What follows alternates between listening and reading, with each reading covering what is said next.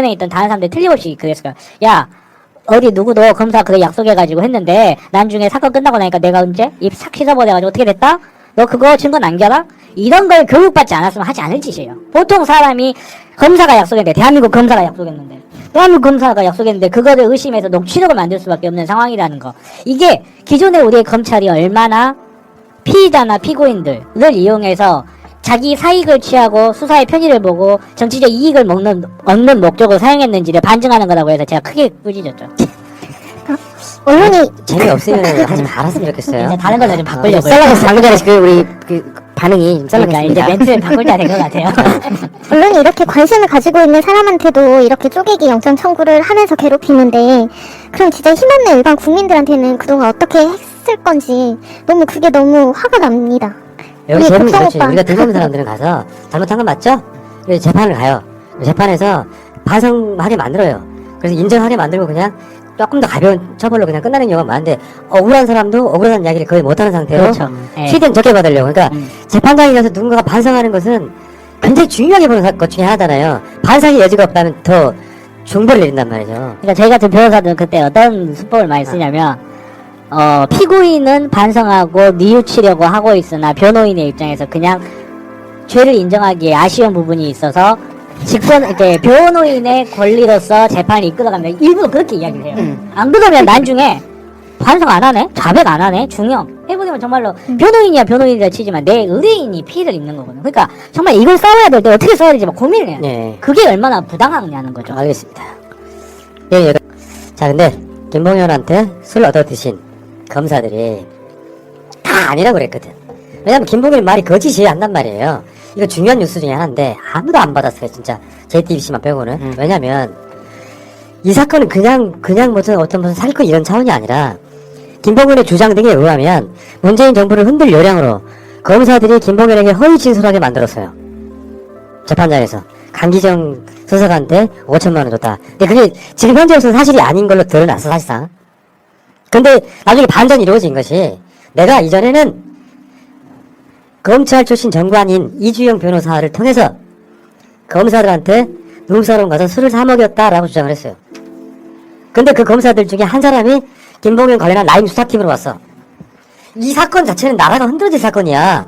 술을 얻어 처먹을 놈 중에 하나가 그 담당자의 사건 수사 검사로 왔단 말이에요. 그럼 사실 윤석열 뭐가지 날아갈 판이에요. 이 건이 진짜로 언론대에서 공론화가 됐다면 윤석열은 이미 사퇴하고 없을 겁니다. 이 안건만으로. 그런데 검사들이 이제 자기들 목숨이 걸려 있으니까 나는 간 적 없다라고 발뺌을 했단 말이야. 그런데 우리가 그때 주장했던 것 중에 하나가, 그러면 네가 그 당시에 다른 데 있었다는 걸 증빙할 방법을 찾아라. 검찰청에서 근무를 했다든지, 아니면은 그 룸사롱이 있는 지역이 아닌 다른 곳에 있었다는 증빙을 해라 했더니 말을 못하고 계속 나는 안 갔다, 슬쩍대 받은 적이 없다라고만 이야기를 했어요. 근데 최근에 이 수사하는 팀이 발견을 했죠. 기지국을 통해서 이 검사들이 그 동네 기지국에서 발견이 된 거예요. 마음 아프다. 아이고, 핸드폰 8시 비밀번호 55분에 서초동 몇 번지, 9시 30분 논현동 몇 번지, 여기 지금 특정이 됐는데, 저때일 2019년 7월 18일 쓴 돈은 7월 18일에 쓴 돈은 530만원, 한 사람당 100만원이 넘고요. 참, 야, 이놈들 봐라. 그래서 그 기지국 접속 기록을 쭉 보니까 A 변호사 이주영 같은 경우는 오후 8시 55분에 서초동에 통화를 해요. 30분 뒤에는 업소 인근인 논현동에서 다시 통화를 합니다. 이 기지국에서 50m 안에 김봉현이 지목한 그 곡성 오빠, 우리 볼메인지의 고향 곡성 오빠가 지목한 유흥업소가 있어. 이거 빼박이지. 그리고 오후 11시에 이 기지국을 통해서 A 변호사가 다시 통화를 한 내역이 나와. 그리고 그 다른 검사들의 위치 정보도 다 확인이 돼버렸어. 이번에 접대 여성 비용 150만원, 반주를 위한 밴드 비용 50만원, 술값으로 300만원이 지출됐다. 접대 여성 비용 150만원이면 여러분 팁을 150만원 줬겠습니까? 5명 30만원 차집이. 아니, 학비 쓰라고 준 거겠지. 학비 쓰라고. 그렇지. 힘드니까. 학비 쓰라고. 여성 3명은 순수하게 검사 3명을 위한 여성이었어요. 그래서 내가 봤을 때는 이 접대 여성의 급이 있잖아요. 근데 급이 좀 떨어질 수도 있잖아. 업소에 근무하는 여성이면. 논현동인데요.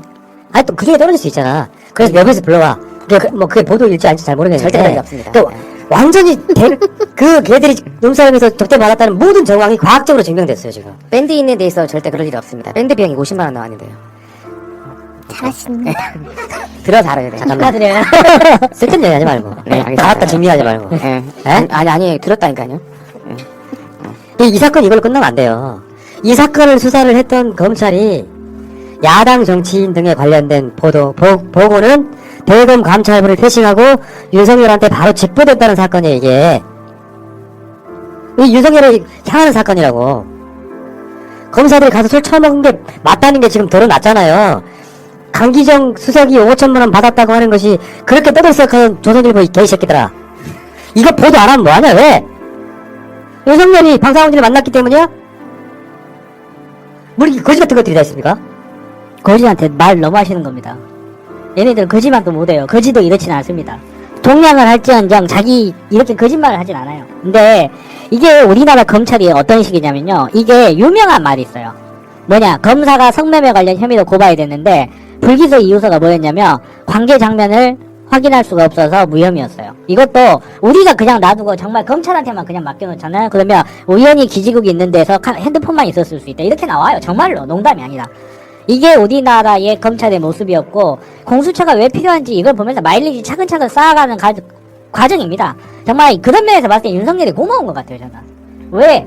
검찰이 그동안에 무소불위 권력을 어떻게 휘둘러 왔고, 무슨 짓을 해왔고, 자기네들의 잘못을 어떤 식으로 이렇게 얼머무려 왔는지, 그 과정들을 너무 잘 보여주고 있어요. 그리고, 푸나님 말씀한 대로 지금 이 상황, 처음에는 다 거짓말이었어, 다. 처음에는 김봉현이 5천만원 줬다고 했을 때는 무슨 세기의 양심 증언 잘했다고 박수까지 쳐주고. 박수 쳐주고 난리 치다가 갑자기 이게 사실은 검사들한테 접대하고 야당 정치 나오니까 사기꾼 말에 노란하네 어쩌네 했던 그 말이고,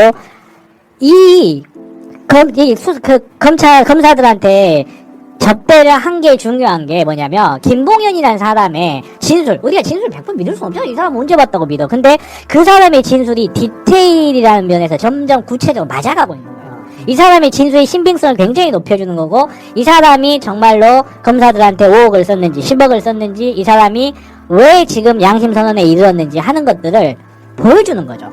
그리고 이 사람이 거짓말 하는 게 아니라는 걸 입증하는 거예요. 그리고 하나 더 우리가 알아볼 수 있는 게 있어요. 검사들이 자기 핸드폰 들고 가잖아. 이게 무슨 뜻인지 알아요? 만연해 있다는 거예요. 그쵸? 네. 술을 사주고 받고 하는 것들 있잖아요. 이게 만연해 있고, 대개 김봉현 건처럼 밖으로 드러나지 않는 게 99.9%이기 때문에 아무런 죄의식 없이 자기 핸드폰 들고 가는 그렇죠. 거예요. 죄의식이 없는 거죠. 그러니까 그런 요즘에 김영란법 이후나 모든 세무서, 관공서, 그래서 없어진 게 뭐냐면 이런 데 안 간대요.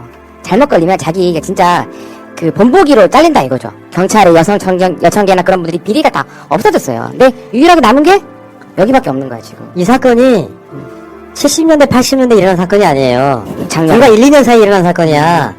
그러면 씨발 대한민국 검찰은 도대체 뭐 하는 거냐? 어떤 사건이 일어나서 얘가 피의자가 될 사람이야. 얘를 정관 변호사만 사면, 이지영을 사면 검사들하고 술을 마시게 해줘. 그중에 한 놈이 수사팀에 일원으로 들어와.